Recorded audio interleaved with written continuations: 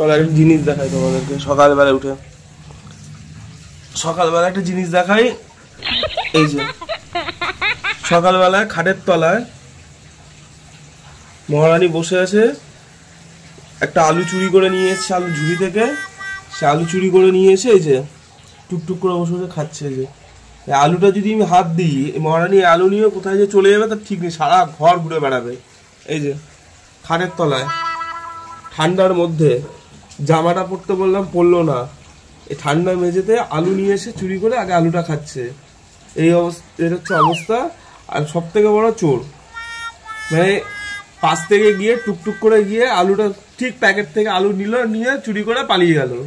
আমি বললাম ধুয়ে দিচ্ছি ভাই, আলুটা ধুয়ে খা।